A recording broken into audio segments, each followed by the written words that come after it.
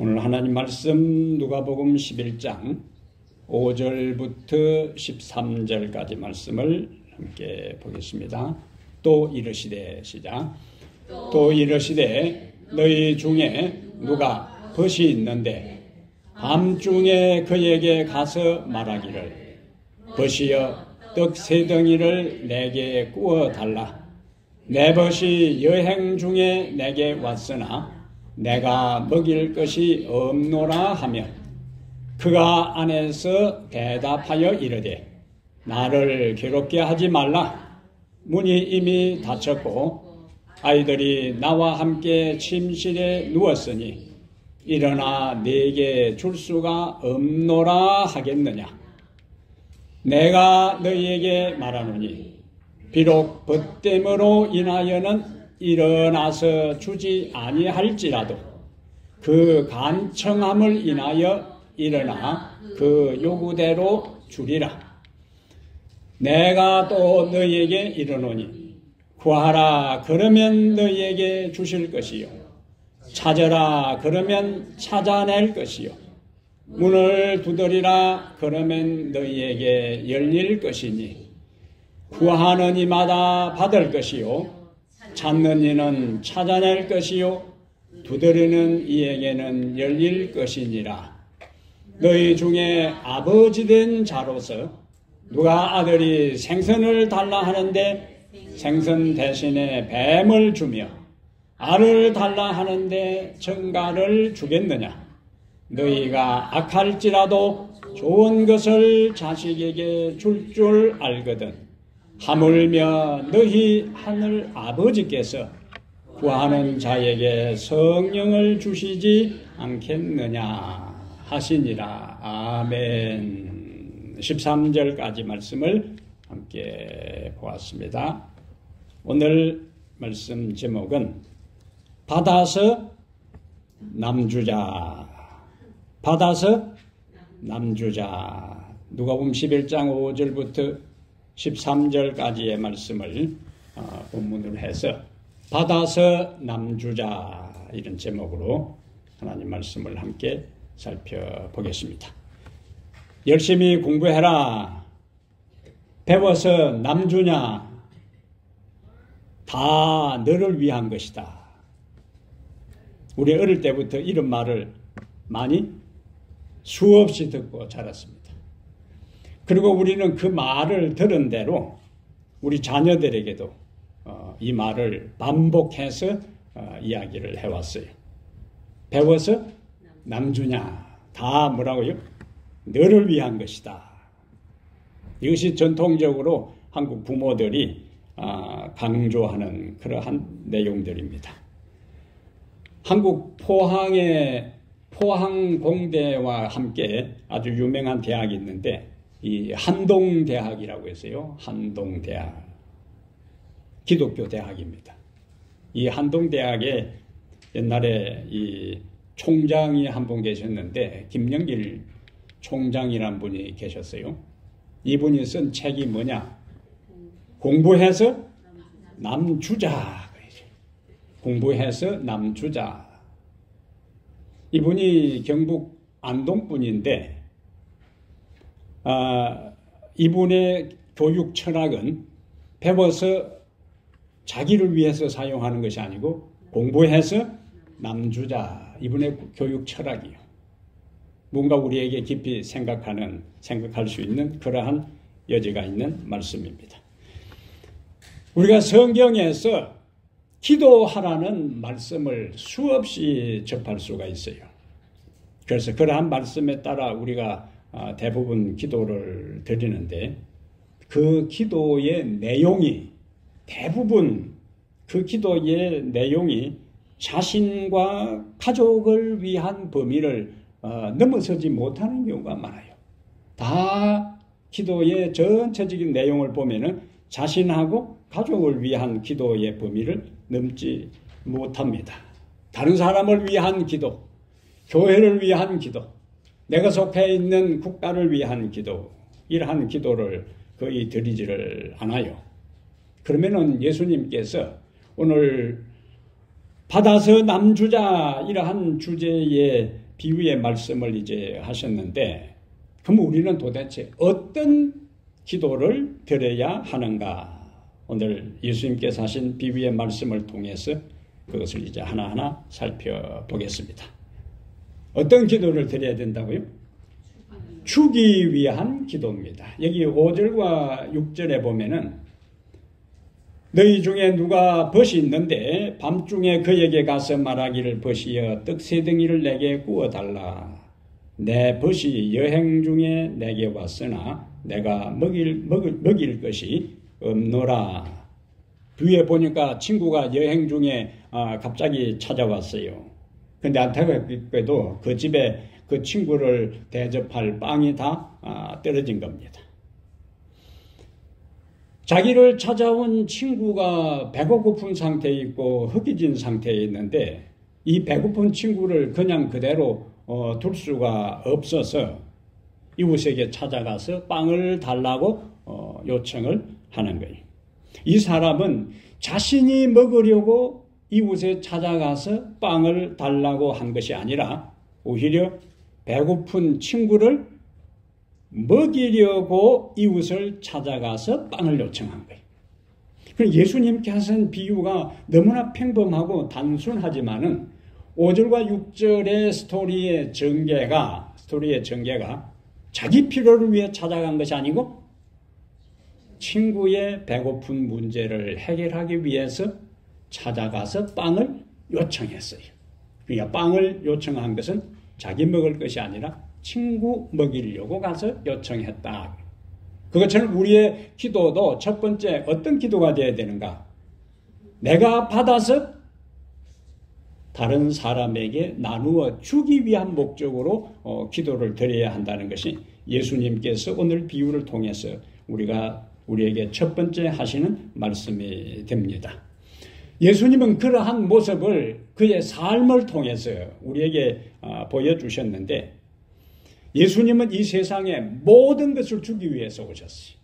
그런데 주기 전에 예수님도 매일 하나님께 기도를 드렸는데 하나님께 그분은 은혜를 구하고 하나님께 그분은 지혜를 구하고 하나님께 그분은 능력을 구했어요. 예수님이 우리에게 주시는 모든 것은 다 하나님께로부터 받아서 우리에게 주신 거예요.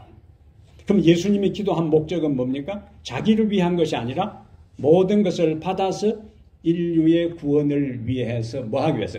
주기 위해서 그분은 받으셨어요. 심지어 그분이 하신 수없이 많은 말씀 자체도 예수님께서 뭐라고 말씀하셨냐면은 요한복음 14장 24절에 읽어보겠습니다.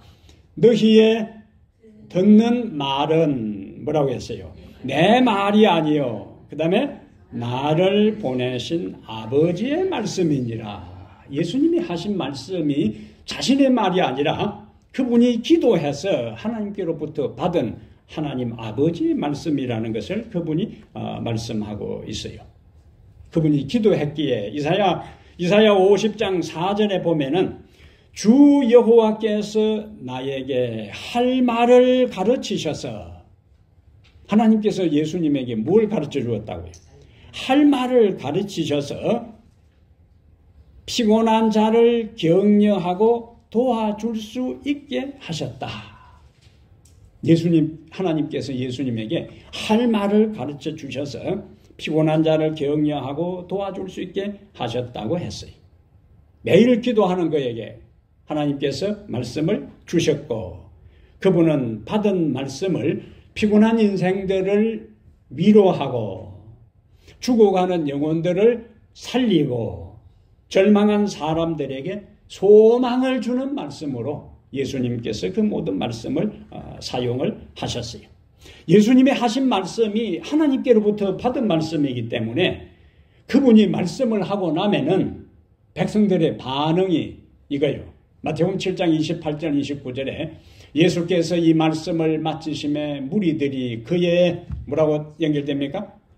가르치심에 놀라니. 왜 놀랐는가? 이는 그 가르치시는 것이 권위 있는 자와 같고 그들의 서기관들과 같지 아니했다. 뭔가 말씀이 달랐어요. 왜냐하면 그 말씀이 하나님께로부터 들은 말씀이고 하나님께서 주신 말씀이고 하나님께서 하라는 말씀이고 하나님께서 깨우쳐 주신 말씀이기 때문에 듣는 청중들이 그 말씀에 감동을 받고 은혜를 받은 것입니다. 심지어 그 예수님을 체포하러 간 사람들까지도 체포하러 가려면 제일 앞에 앉아야 돼. 그래야 여차하면은 대장의 명령이 떨어지면은 바로 가서 예수님을 체포해야 되기 때문에 체포하기 위해서 군인들이 앞에 딱 예수님께서 말씀하실 때 있다가 예수님의 말씀에 그냥 빨려든 거예요. 예수님이 하시는 말씀 한마디 한마디가 그들의 감동을 주고 은혜를 주니까 자기들이 무슨 목적으로 왔는지 좀 잊어버리고 그냥 돌아간 거예요. 원래는 뭐 하러 왔는데 예수님 잡으러 왔다가 감동을 받아서 그냥 돌아갔어요. 왜 그와 같은 감동과 은혜가 있었는가? 그 예수님이 하신 모든 말씀이 하나님께로부터 받은 말씀이기 때문에 심령을 울렸고 가슴을 뜨겁게 했고 인생의 모든 괴로움과 고통과 복잡한 것을 다 해결해 주었기 때문에 그들은 감동을 받고 제일 앞에 앉아서 아멘 아멘 하다가 그냥 돌아간 거예요. 그 가르침에 그들까지도 놀랐어요. 왜 그와 같은 능력이 나타났는가? 하나님께로부터 받은 말씀을 백성들에게 전했기 때문에 그와 같은 은혜가 나타난 것입니다. 우주를 지배하는 여러 법칙 가운데 오늘 말씀과 관계해서 두 가지 법칙이 있는데 중력의 법칙이 있고 은혜의 법칙이 있어요.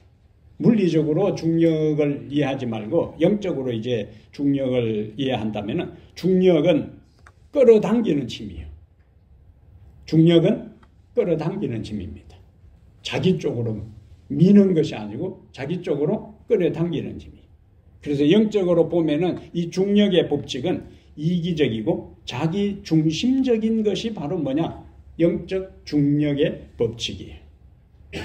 은혜의 법칙은 반대입니다. 은혜의 법칙은 무한한 사랑을 나누는 이타적이고 하나님 중심적인 법칙이 무슨 법칙이요?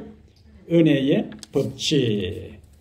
세상 사람들은 다 자기 곁으로 끌어당깁니다. 물질도 끌어당기고 명예도 끌어당기고 권력도 끌어당기고 즐거움과 쾌락도 다 자기에게로 끌어당겨요. 그러다 보니까 다른 사람이 지금 어떤 상태에 있는지 다른 사람의 형편과 다른 사람의 처지와 다른 사람의 어떤 문제와 어려움을 돌아볼 여지가 없습니다. 그러나 참된 그리스도인들은 보이는 것에 대한 집착, 애착을 포기하고 이웃과 사랑을 나누고 기쁨을 나누고 은혜를 나누고 생명의 복음을 나누는 삶을 사는 거예요. 예수님이 먼저 이것을 우리에게 본으로 보여주셨습니다.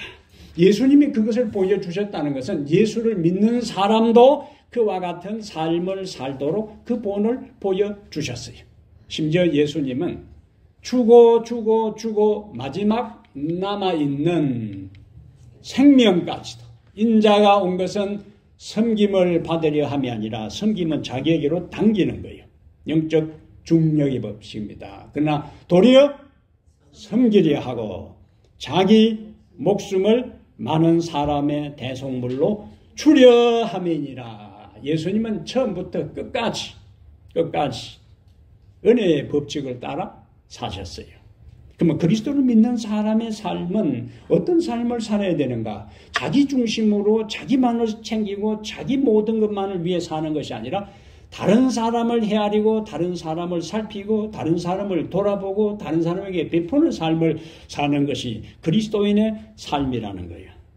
오늘 주보에도 이제 마지막 광고를 몇 주 계속 냈는데 홈리서에 참여하기를 원하는 분들은 저 뒤에 있는 우리 이성렬 집사님에게 이야기를 하라고 광고를 몇 번 냈습니다.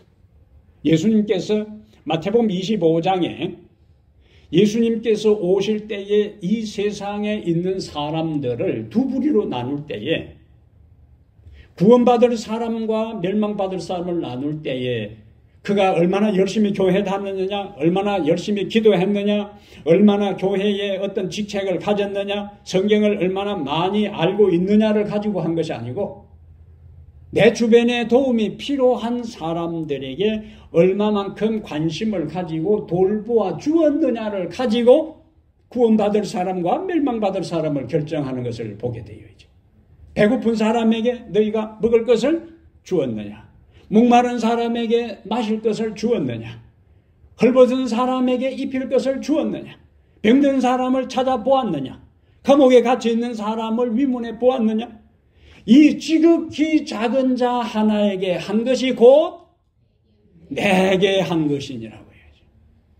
우리가 무시하고 우리가 불쌍히 생각하고 우리가 얕잡아 보고 우리가 비난하고 우리가 정죄하는 그 한 사람 한 사람이 예수님이라고요. 예수님이라고요. 그래서 그 사람을 향한 사랑, 그 사람을 향한 베품, 그 사람에 대한 동정, 그 사람에 대한 인자, 이 모든 것을 예수님은 지극히 작은 자 한 사람에게 한 것이 나에게 한 것이라는 예수님의 말씀을 기억할 필요가 있습니다.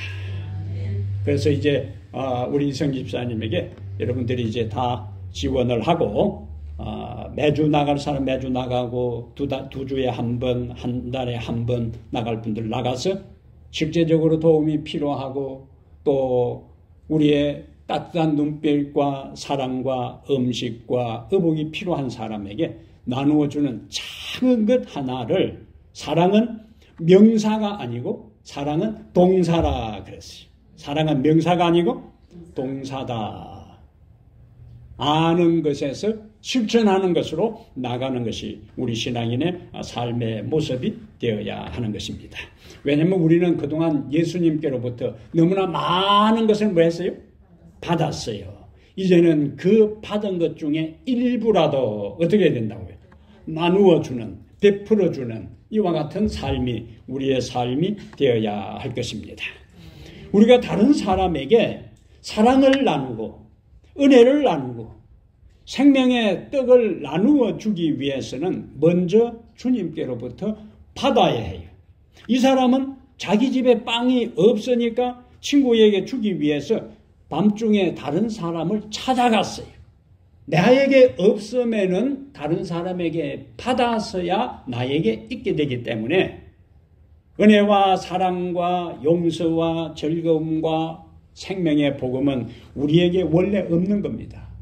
그런데 그것을 하나님은 나누어 주라고 하니까 누구에게로 가야 되는가? 예수님께로 가서 뭐 해야 돼요? 먼저 받아야 돼요. 받는 목적은 내 혼자 잘 먹고 잘 살고 챙기기 위한 것이 아니라 뭐 하려고?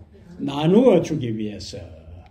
그래서 나누는 데 있어서 여기 실물교훈 149페이지에 다른 사람을 위하여 개인적인 노력을 할 때에 우리는 먼저 뭐부터 하라고요? 기도를 많이 해야 한다. 그 이유는 영혼을 구원하는 과학을 이해하려면 큰 지혜가 요구되기 때문이다. 사람들과 교제하기 전에 먼저 뭐 하라고요? 그리스도와 교통하라. 하늘의 은혜의 보좌 앞에 나가 사람들을 도울 준비를 갖추라. 사람은 자기가 가진 것만을 다른 사람에게 나눠줄 수가 있어요. 다른 사람을 돕고 다른 사람에게 말씀을 전하고 생명의 떡을 나누기 위해서는 먼저 주님께로부터 은혜와 지혜와 사랑과 능력을 공급받아야 우리는 나눌 수가 있습니다. 그분에게 나아가 기도하면 빌보 4장 19절 읽습니다. 나의 하나님이 그리스도 예수 안에서 영광 가운데 그 풍성한 대로 너희 모든 쓸 것을 채우시리라. 이 말씀 믿으시면 아멘. 하나님께서 우리에게 풍성히 우리의 쓸 것을 채우시고 나눠주면은 또 채워주고. 그럼 우리가 기도해도 하나님께 많이 받지 못한다 하는 이야기는 뭘 의미하는가? 내가 내 손에 움켜쥐고 있기 때문에 더 이상 하나님이 주어도 받을 손이 없어요. 예? 움켜쥐고 있는 상태에서는 하나님께서 주셔도 받을 손이 없기 때문에 안 주는 겁니다. 내가 받은 것은 계속 뭐요? 다른 사람에게 나누어 줄 때에 하나님께서 또 주시는 거예요. 내가 왜 하나님께 기도해도 왜 더 이상 안 주시는가? 내가 이미 있는 것을 나누지 않기 때문에 하나님께서 안 주시는 거예요. 나누는 사람만이, 베푸는 사람만이, 다른 사람에게 주는 사람만이, 말씀을 주는 사람에게 더 큰 말씀을 주시고, 은혜를 나누는 사람에게 더 큰 은혜를 주시고, 다른 사람에게 생명을 나누는 사람에게 더 풍성한 생명을 우리에게 주셔요. 기쁨을 나누는 사람에게 더 큰 기쁨을 주시는 것입니다. 그래서 하나님은 오늘 예수 그리스도를 통해서 주신 첫 번째 비유의 교훈은 다른 사람에게 주기 위해서 기도하라. 다른 사람에게 주기 위해서 기도하라. 오늘 첫 번째 메시지입니다. 주기 위해서 기도하라. 내 혼자 챙기려고 하는 게 아닙니다. 두 번째, 예수님은 우리에게 오늘 비유를 통해서 어떤 말씀을 하시는가? 포기하지 않고 간청하는 기도를 하라. 여기 첫 번째는 뭡니까? 포기하지 않고, 그 다음에 간청은 한 번 하는 것이 아니고 계속 하는 겁니다. 안 들어주면 나에게 굉장한 어려움이 있기 때문에 끝까지 간구하고 요구하고 부탁하고 하는 것을 가리켜서 간청이라 그래요. 간청. 근데 그 간청은 포기하지 않고 간청하는 기도. 자, 여기 내용을 보면은 밤중입니다. 밤중에 가서 이제 필요한 것을 달라고 하니까 7절 보면은 7절 이제 찾아놓으세요. 자, 누가복음 11장 7절에 이렇게 예수님께서 말씀합니다. 그가 안에서 대답하여 이르되 나를 괴롭게 하지 말라. 문이 이미 닫혔고 아이들이 나와 함께 침실에 누웠으니 일어나 내게 줄 수가 없노라 하겠느냐. 근데 자, 밤중입니다. 이미 다 잠옷으로 갈아입었어요. 잠이 이제 거의 다 들었어요. 근데 밖에 누가 문을 두드려요. 그럼 어떻게 할까요? 누가 문 들리는 소리 들리자마자 바로 벌떡 일어나서 나갑니까? 잘 안 나가요. 그냥 자는 척 가만 좀 있다가 그냥 가면은 이제 그냥 갔다 하고 이제 다시 이제 안심하고 잡니다. 낮에도 누가 다른 사람 찾아오면은 어떤 때는 가만히 있다가 갔나 하고 창문으로 보다가 그냥 갔다 하고는 이제 평상 생활로 돌아오잖아요. 진짜. 근데 낮도 아니고 밤중에 다 자고 있는데 누가 문을 두드려요. 요즘처럼 CCTV를 안에 보는 것도 아니에요. 요즘처럼 뭐 밖에 전기불을 켤 수 있는 것도 아니에요. 깜깜한 상태에 얼마나 귀찮겠어요. 예? 누구 아이 뭐 씨씨 했으면서 이제 그렇게 할 거 아니에요. 예? 그런데 계속 두들겨. 그러면 어떻게 합니까? 구시렁구시렁 하면서 할 수 없이 일어나서 밖에 나가는 경우가 있습니다. 예수님 지금 그 이야기를 이야기하는 거예요. 그 이야기를. 그래서 8절에 내가 너에게 말하노니 비록 벗됨으로 인하여는 일어나서 주지 아니할지라도 그 무엇 때문에 간청함을 인하여 일어나 그 요구대로 주리라. 자, 그러면 이제 빵을 얻으러 간 이 사람이 빵을 얻었어요. 빵을 얻은 것이 마침 그 빵 얻으러 간 집이 친구이기 때문에 얻은 것이 아니라 반복해서 포기하지 않고 간청했기 때문에 그는 빵을 얻고 배고픈 친구에게 그 빵을 대접할 수가 있었어요. 자, 이 이야기를 예수님께서 어떤 측면에서 이런 이야기를 하고 계실까? 우리가 열심히 기도해도 때로는 하나님께서 기도의 응답을 지연하실 때가 있어요.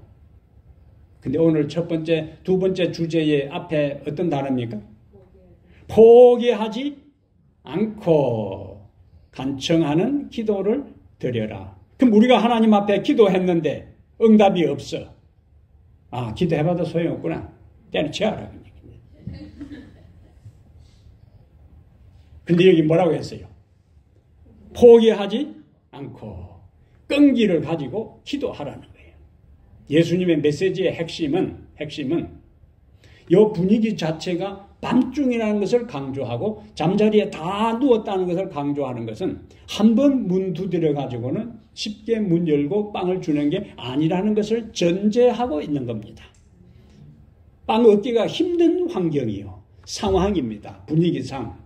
그럼에도 불구하고 빵을 얻을 수 있었던 것은 포기하지 않고 끈질기게 요구한 것 때문에 빵을 얻었다는 것을 강조해요. 그렇다면 오늘 우리의 삶에서 하나님 앞에 우리가 믿음으로 나름대로 기도했는데 응답이 없어요. 응답이 없으면 기도해도 소용이 없구나 라고 할 것이 아니라 포기하지 않고 기도해야 되겠다라고 다시 마음을 먹어야 되는 거예요. 그 다음에 이제 해야 할 중요한 것이 있습니다. 기도에 응답이 없다. 첫 번째 자세는 부지런히 하나님 앞에 기도하는 것이고 포기하지 않고, 두 번째는 응답이 없다. 내 기도의 동기와 내 신앙의 상태를 점검해 보아야 되는 거예요. 내 기도의 동기와 내 신앙 상태를 점검해 보아야 돼요. 하나님의 응답을 방해하는 것이 나에게 무엇이 있는가를 살펴봐야 되는 거예요. 왜냐하면 하나님께서 기도의 응답을 지연하고 지체한다 하는 이야기는 내 편에 무언가 문제가 있으니까 그것을 살펴보라는 하나님의 메시지입니다. 무언의 메시지요. 예? 우리가 열심히 기도했는데 응답이 없다 할 때에 내 편에 무언가 문제가 있구나. 그래서 여기 시편 66편 18절에 이렇게 말씀했어요. 내가 있습니다. 내가 나의 마음에 죄악을 품었더라면 뭐라고 했습니까? 주께서 듣지 아니하시리라. 딱 나오잖아요. 예? 내가 나의 마음에 죄악을 품었더라면 주께서 듣지 아니하시리라. 우리가 알고 있는 진리를 순종하지 않으면서 기도할 때에 하나님은 응답하지 않습니다. 내가 알고 있는 죄를 회개하지 않고 기도해도 응답이 온다. 그러면 그 죄를 회개하지 않습니다. 근데 응답은 받아도 나중에 망하는 거예요. 내가 알고 있는 진리를 순종하지 않음에도 불구하고 하나님께서 기도하는 대로 째깍째깍 응답을 해줬다. 그러면 순종의 필요를 못 느껴요. 불순종하며 살아가는 겁니다. 그러면 하나님은 불순종을 용납하는 하나님이 되는 거예요. 잠언 28장 9절에 읽습니다. 사람이 귀를 돌이키고 율법을 듣지 아니하면 뭐라고 했습니까? 그의 기도도 가정하니라. 무서운 말씀이에요. 사람이 귀를 돌이키고 율법을 듣지 아니하면 그의 기도도 가정하니라. 하나님이 회모스럽게 여긴다고요. 그러면 우리는 기도를 종합적으로 이해해야 되는 거예요. 기도하면 다 응답받는다. 아멘, 할렐루야. 그것으로 끝나는 게 아니에요. 때로는 우리가 믿음을 가지고 나름대로 기도해도 당장의 응답이 없는 것처럼 느껴질 때에 자신을 살펴라. 하나님의 응답을 방해하는 죄가 나에게 없는지, 하나님의 알고 있는 진리를 순종하지 않는 것이 무엇인지를 살피고 해결한 다음에 다시 하나님 앞에 무릎 꿇고 기도하면 하나님께서 그때는 반드시 응답해 주실 것을 확신해도 되는 것입니다. 예? 예수님께서 여기 이 비유 중에 꾸준히 기도하면은 응답해 준다는 말씀이 9절부터 다시 이제 반복해서 나오는데 보겠어요. 누가복음 11장 9절에 내가 또 너희에게 이르노니 구하라. 그러면 너희에게 주실 것이요. 찾아라. 그러면 찾아낼 것이요. 문을 두드리라. 그러면 너희에게 열릴 것이니. 10절 큰 소리로 구하는 이마다 받을 것이요. 찾는 이는 찾아낼 것이요. 두드리는 이에게는 열릴 것이니라. 아멘. 이 하나님의 분명한 약속이 있습니다. 여기 구하라, 찾아라, 두드리라 한마디로 포기하지 말고 끈질기게 지속적으로 기도하라는 이야기예요. 그러면은 발견하게 되고 찾게 되고 열릴 것이라는 약속이 뒤에 그대로 3번이나 확실하게 연결되잖아요. 그러므로 하나님 앞에 드리는 우리의 기도가 당장에 응답이 없는 것처럼 느껴질 때에 내 자신을 살피고 죄를 회개하고 순종하지 아니한 것을 살펴서 순종의 길로 들어서면서 순종할 힘과 회개할 은혜를 달라고 기도하고 그러면 하나님의 은혜가 하나님의 응답이 우리에게 이르러 올 줄로 믿습니다. 끈기 있는 기도 응답을 받아요. 자, 그럼 마지막에 예수님께서 어떤 말씀을 하셨냐면은 구하는 이가 받고 찾는 이가 찾아낼 것이요 두드리는 이에게 열릴 것이라고 하면서 11절에 너희 중에 아버지 된 자로서 아들이 생선을 달라 하는데 생선 대신에 뱀을 주며 알을 달라 하는데 정갈을 주겠느냐. 13절 큰 소리로 너희가 악할지라도 좋은 것을 자식에게 줄 알거든 하물며 너희 하늘 아버지께서 구하는 자에게 성령을 주시지 않겠느냐. 아멘. 우리는 지난 40일 동안 하나님 앞에 성령을 달라고 열심히 기도를 드렸어요. 개인적으로 어떤 사람은 뜨거움을 경험한 사람도 있을 것이고 아직 개인적으로 큰 변화를 경험하지 않은 사람도 있을 것입니다. 그러나 우리는 다시 하늘 아버지께서 구하는 자에게 성령을 주시지 않겠느냐라는 말씀을 의지해서 성령의 능력을 통한 우리의 심령의 변화와 새로운 믿음의 성장과 회개와 깨달음과 순종을 위해서 하나님 앞에 다시 끊임없이 지속적으로 포기하지 않고 기도해야 할 필요가 우리가 여기에 있는 것입니다. 왜요? 하나님께서 약속을 하신 거예요. 여기 중요한 말씀이 있습니다. 가리포문 기별 1권 121페이지에 우리의 하늘 아버지께서는 오늘 여기 누가복음 11장 13절과 연결되는 말씀이 하늘 아버지께서는 세상의 부모들이 저희 자식들에게 좋은 선물을 주고 싶어 하는 그 이상으로 그 다음에 당신께 구하는 자들에게 성령을 주시려고 하신다. 아멘. 자, 그 다음에 이제 그러나 여기서부터 잘 보셔야 돼요. 하나님께서는 우리에게 당신의 축복을 허락하시는 약속 성령입니다. 약속에 대한 조건들을 성취시키는 것은 우리가 해야 할 일이며 하나님은 기도한다고 모든 사람에게 무작정 성령을 주는 게 아니고 우리 편에서 하나님의 약속이 임할 수 있는 조건을 성취시키는 일들을 해야 하는데 그 조건들이란 첫 번째는 죄에 대한 자도, 그 다음에 겸비, 그 다음에 회개 및 열렬한 기도이다. 아멘. 우리가 하나님 앞에 죄에 대해서 자복하고 겸손입니다. 겸손이라 하는 것은 하나님의 도움을 절대적으로 필요하다는 것을 느끼는 심정을 겸손이라 그렇게 하는 거예요. 교만은 잘난 체 하는 게 아니고 하나님 없어도 살 수 있다고 생각하는 마음의 태도와 자세가 교만이에요. 겸손은 한순간이라도 하나님이 없으면은 내 인생, 내 존재 살아갈 수 없다고 하나님의 필요를 날마다 간구하고 느끼는 마음을 겸손이라 하는 겁니다. 회개는 인생의 삶에서 하나님의 뜻과 어긋나고 이탈되고 한 그 모든 삶에서 하나님께로 돌아가는 것, 원칙으로 돌아가는 것, 말씀으로 돌아가는 것, 하나님의 가르침으로 돌아가는 것이 회개요. 이 모든 그 다음에 마지막에 뭡니까? 열렬한 기도입니다. 열렬한 기도. 앞에 수식어가 붙었어요. 열렬한 기도. 죄에 대한 자복과 겸비와 회개와 열렬한 기도를 통하여 하나님의 영의 충만함을 경험하는 여러분 되시기를 바랍니다. 자, 역사 속에서 이와 같은 조건을 갖추어서 일어난 한 일을 소개를 하겠습니다. 1904년에 영국 웨일즈 지방의 기독교 역사에 20세기에 들어와서 대대적인 부흥운동이 일어납니다.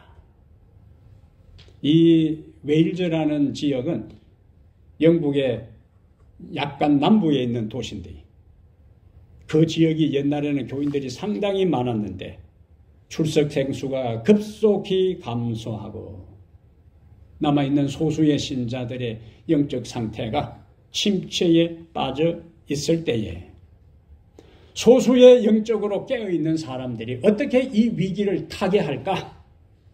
교회에 찾는 사람은 줄어들고 남아있는 사람들까지도 영적인 침체에 빠져 있는데 어떻게 여기에서 벗어날까?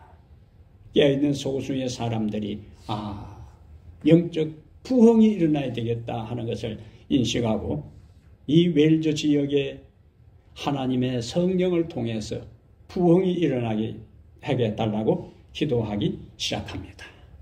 이 도시에 이반 로버츠라는 이 26살 된 청년이 있었어요. 이 양반은, 이 친구는 13살에 회심을 경험합니다.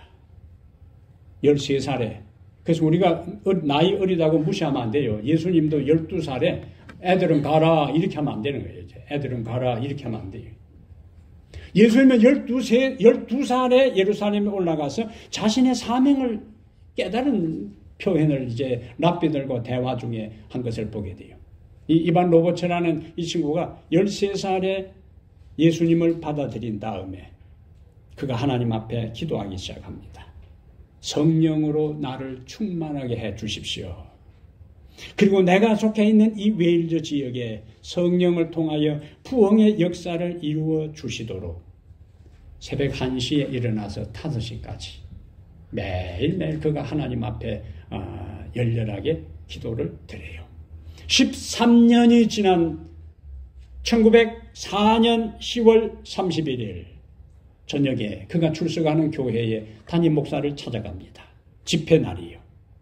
목사님, 오늘은 제가 설교를 하도록 단상을 저에게 주십시오. 목사가 이 이반 로버츠 청년하고 대화를 해보니까 뭔가 마음에 뜨거움이 있어요.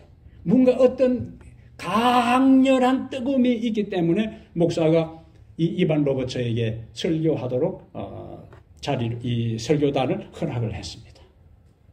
이반 로버츠는 설교단에 서서 오늘 저녁에 하나님의 성령이 강력하게 역사할 것인데 하나님의 성령에 굴복하기를 싫어하고 굴복하기를 원치 않는 사람은 나가라고요. 상당수의 사람들이 나갔어요. 지금까지 좋아했던 것, 지금까지 즐겼던 것, 지금까지 추구했던 것 포기할 마음이 없는 사람은 나가라 했을 때 다 나가고 17명의 젊은이들만 남아있었어요. 큰 교회당 안에 17명의 젊은이들이 이제 남아있었는데 이 교회입니다. 이 교회의 젊은이들이 17명이 남아있을 때에 이 이반 로버츠는 17명이 남아있는 이 친구들에게 근데 이 17명의 친구들은 평소에 이반 로버츠가 자기의 기도 리스트에 이름을 올려놓고 열심히 기도했던 보니까 그 친구들만 남아있는 거예요. 17명의 젊은 친구들이 남아있을 때에 그들에게 호소합니다. 내가 우리 친구들을 위해서 오랫동안 기도해 왔는데 오늘 여러분의 마음을, 여러분의 삶을, 여러분의 인생을 하나님께 전적으로 바치고 예수 그리스도를 개인의 구주로 영접하라고 호소를 하게 돼요. 이반 로버츠가 오랫동안 기도했던 이 젊은이들이 자기 친구의 호소에 다 일어나서 눈물로 이 단상 앞에 나와 무릎을 꿇고 자신의 인생을 하나님 앞에 재헌신하는 일이 일어납니다. 이 집회를 시작으로 해서 한 달 만에 그 웨일즈 지역에 3만 7천 명이 주께로 돌아오는 역사가 일어나게 되었어요. 예? 죄를 깨닫고 참회하고 통곡하는 사람들의 눈물로 모든 집회장을 가득 채웠어요. 그 강력한 대부흥의 불길이 온 영국 나라를 휩쓸면서 9달 동안에 10만 명이 하나님께로 회심해 돌아오는 대부흥의 역사가 일어나게 됐습니다. 그러다 보니까 영국 전역에 범죄자들이 줄어들기 시작하고 술집하고 도박장이 문을 닫고 그리고 축구 경기장에 사람들이 찾지 않고 집회하는 데 가기 때문에 축구 경기를 취소하고 사람들이 붙들면 서로의 죄를 고백하고 용서를 구하고 화해가 이루어지는 역사들이 일어나기 시작합니다. 근데 그때의 역사적인 기록 중에 하나의 그 에피소드는 보통 이 광부들이 일하는 곳을 우리가 막장이라 그래요. 막장. 이것도 해보고 저것도 해보고 안 돼서 마지막에 가는 것이 탄광촌입니다. 그래서 인생 막장이라고 하는 거예요.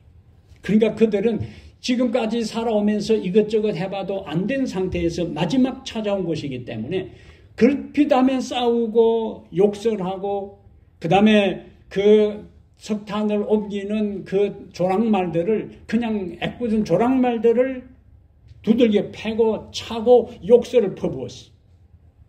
근데 이 광부들이 집회에 참석해서 회개를 한 다음에 더 이상 욕설을 하지 않으니까 이 석탄을 운반하는 조랑마들이 말귀를 못 알아듣고 멀뚱멀뚱 움직이지를 않고 꼬리만 치고 있었다는 거예요.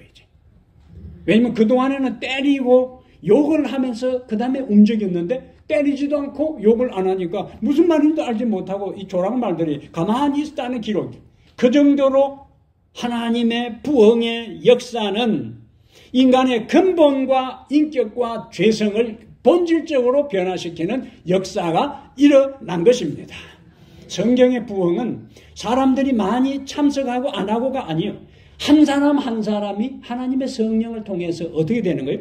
변화되는 겁니다. 변화되는 거예요. 이전에 싫었던 것을 좋아하게 되고 이전에 좋았던 것을 싫어하게 되고 이전에 죄된 생활에서 벗어나서 하나님이 원하는 올바른 길, 정로, 고든 길을 걸어가는 그 변화가 일어나는 것이 성경에서 말하는 부흥입니다. 부흥. 예?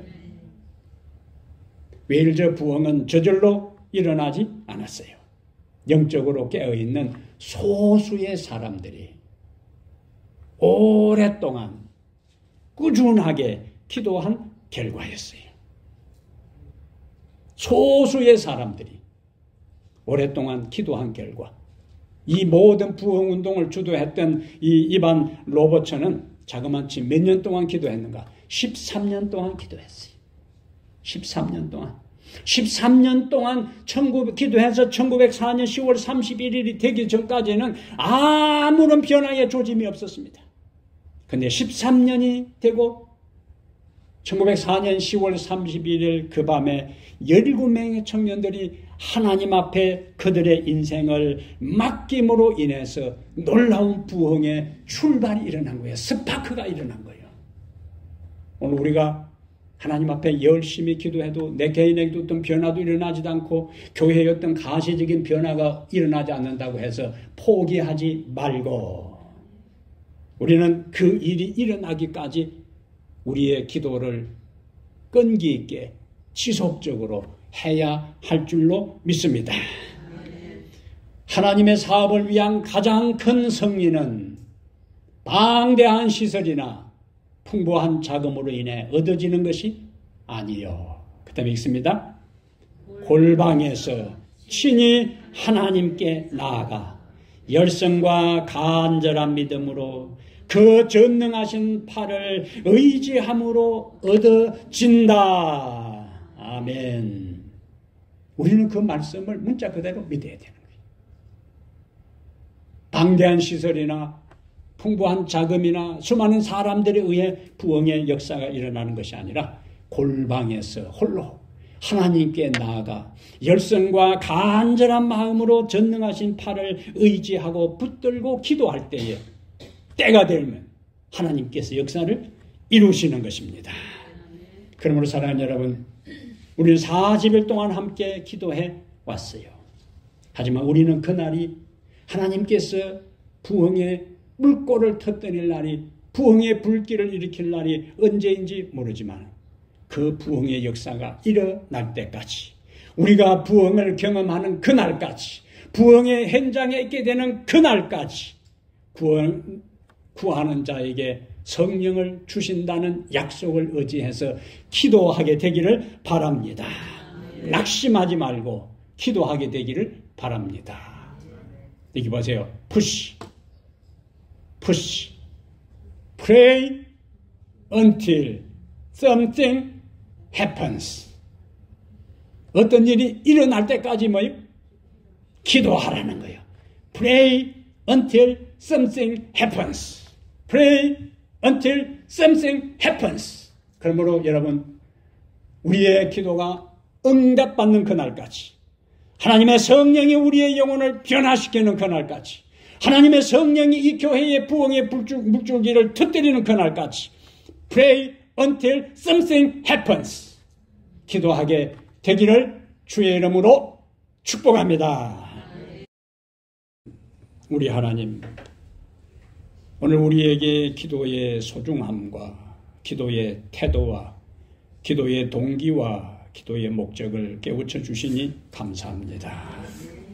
자신만을 위한 기도, 자기 가족만을 위한 기도에서 이제는 내 주변의 사람들, 성도들, 조국을 위해 기도하는 우리 모든 성도들 되게 해 주시옵소서. 당장의 기도에 응답이 없다고 포기하지 않게 하시고 쉬지 말고 간구하고 기도하게 해 주시옵소서. 내 편의 문제가 무엇인지 살펴보게 하시며 죄를 깨닫게 하시는 성령의 음성에 귀 기울여 죄를 회개하고 불순종의 길에서 돌아서서 하나님 앞에 기도하게 해 주시옵소서. 우리의 심령의 부흥을 위해서 기도하게 하시고 하나님의 뜻을 따라 살 수 있는 능력을 위하여 기도하게 하시고 다른 사람을 하나님께로 인도할 수 있는 권세와 지혜를 위하여 기도하게 해 주시옵소서. 그래야 하나님의 시간표에 따라 부흥의 불길이 우리들의 심령에서 일어나 이 교회에서 일어나 지역사회의 이 세상을 복음의 불길로 태우는 부흥의 진원지가 되도록 축복해 주시옵소서. 우리 주 예수님 이름으로 기도하옵나이다. 아멘.